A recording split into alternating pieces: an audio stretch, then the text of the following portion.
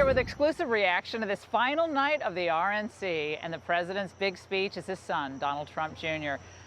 Don, your father laid out a clear vision for this country, which is we're moving forward. We've gotten past a lot of the most difficult parts of COVID with the tragedy that it is.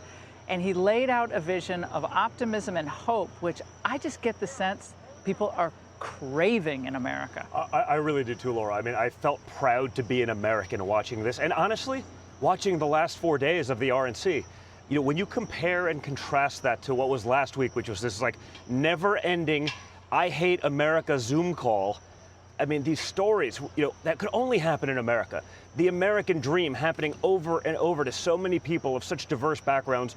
It's just been an amazing week, and tonight topped it off like nothing else could. How about you personally? I mean, is it an emotional moment for you? It's been a long, in many ways, it was an amazing 4 years for your family, yeah, but a very difficult time personally for your family as well, through all the ups and downs and investigations. Personally, how are you feeling? Listen, I feel great because it's all worth it as an American, right? It wasn't easy at times. You know that. You know, we've seen sort of what the worst of government can try to do. I mean, when you think about the beginning of this 4 years, it was the first time we had a not peaceful transition of power. I mean, that is one of the great American traditions, something that went on for 240 plus years until now, until Donald Trump. And what's amazing about it, though, and what's really amazing about my father, to me, is that despite all that adversity, I mean, trying to throw his family in jail, unmasking his children, a Russia hoax that, I mean, they're still talking about today as though it's real, you know, impeachment, he still delivered for the American people. He still put his head down, pushed through everything, and got it done and delivered for the American people. That's an anomaly. That doesn't happen. That's once in a generation at best for an American politician to fight through that kind of adversity and still deliver and still get it done. And that's what Donald Trump's all about. Today, Joe Biden finally came out and condemned the violence, as did Kamala Harris. They both appeared after last week, having not said anything. And they say this is Donald Trump's America in the cities we're seeing the worst violence, and laying the blame at your father's feet. Well, it's been going on for months, and not one person, Laura, mentioned the violence, the rioting, the looting that's been going on around our country in Democrat cities, in Democrat states, led by mayor Democrats, led by city councils that are all Democrat. Not one person mentioned it in 1 week at the DNC. But now, when CNN says, we know this is really kind of affecting the poll numbers now, it's getting a little ridiculous, now Joe Biden decides to step up. It's like the rest of Joe Biden's policies, right? Now, after half a century in the swamp, after half a century, now he's going to deliver for the American people. Why would you wait 50 years? Why wouldn't you do it now? If Joe Biden could deliver for the American people, you'd think we'd have seen some of it by now. It's nonsense. It's smoke and mirrors. They do what the polling tells them. They do what CNN tells us, and then they'll do whatever the radical left tells us if they ever get office. But I don't think we're going to let that happen. Right now, I'm being told that there are, I'm not going to call them protesters because most of them are criminals, threatening to burn once again St. John's Church down if they don't get what they want. They've gathered around the White House during the president's remarks, trying to drown him out. It didn't work. But it looks like we have another situation developing. It's being described as a riot in some circles tonight already. Your reaction to what that represents versus what we saw tonight? Well, you know, I think it's disgusting, right? When they're doing that, trying to burn down churches, burn down government buildings, rip down monuments to Lincoln and our founders. It's just mind-boggling. You know, again, it shows the American people what we are truly up against when you have a mainstream media that for weeks were pretending that this was peaceful protesting, right?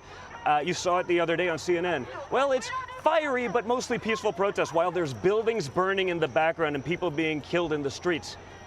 This isn't Donald Trump. This has been Democrat policies where Democrat people have allowed this to happen. They've sat by, they haven't condemned it, they've sat by and watched it happen in their streets as if there's tacit acceptance, because the Democrat Party is far more likely to stand with a criminal than they are with law-abiding citizens who just want to live their American dream. Let me just say, Muriel Bowser, the mayor of D.C., could have stopped a lot of this tonight. Of course they could. I mean, this was a. Of course they would. This was, in the eyes of I think a lot of the people here tonight, this was an attempt to really stifle and put a damper on this event tonight.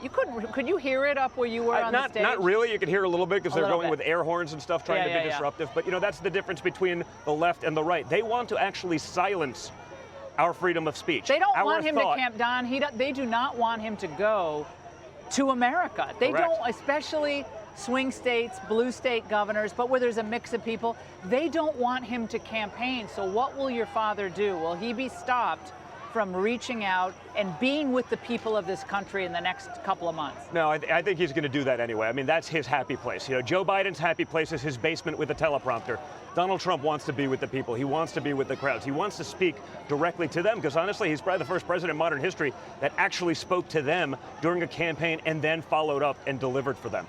Will he go to Wisconsin? Of course, the site of another police-involved shooting that supposedly triggered a lot of the violence in Wisconsin. Will he go there? Yeah, I imagine he'll be there amongst other places. I know, the vice president will be in Michigan tomorrow. I know our family will be all over the country, traveling for the next 68 days, making sure that Americans get a chance to see our message. Obviously, they're doing whatever they can to prevent us from speaking directly to the people, from being directly with the people, because again, the Democrats are the party of anarchy right now. We want our kids to be able to go to work, church, and school, but they don't want that. They want anarchy, looting, and rioting. But they can do this. They can do this. This is totally acceptable. Don, Hillary Clinton said Biden should not accept defeat.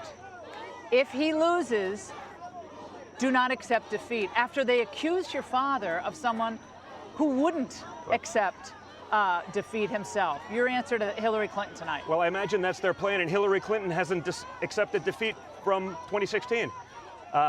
She's been doing this nonsense. I mean, it's mind-boggling what she can continue to perpetrate on the American people. She's been running around pretending as though she won for the last few years. Then she talks about the popular vote. Well, if we were running for the popular vote, if that was how to play the game, we would have campaigned differently. That's not what it was, and she hasn't accepted that. Like many politicians on the left don't accept their elections, because I believe Stacey Abrams, the governor of Georgia, in her mind only, also hasn't conceded that election, Laura. How will your dad bring calm to the country if he's reelected? How does this begin to subside? Listen, I think calm just starts with peace of mind. We got to bring back jobs. We got to do the things for manufacturing that he started doing already, but that only he can do. Joe Biden's talking about bringing jobs to America after 50 years of shipping them abroad. Like, why the change now, Joe? Why are we to believe, is anyone stupid enough, frankly, to believe that this guy can do this now? This guy can't remember where he is 50% of the time, Laura. I mean, it's sad if it wasn't so scary. This is the future for our children. I want the guy that actually came in with no DC experience, who wasn't a part of the swamp, that saw something that was failed and decided to come in and fix it. That's what Donald Trump did for America, and that's why we need 4 more years of Donald Trump. Don Trump, thank you so much. Great to see you. Thanks a lot, Laura. Great to be with you. Thanks for being here tonight.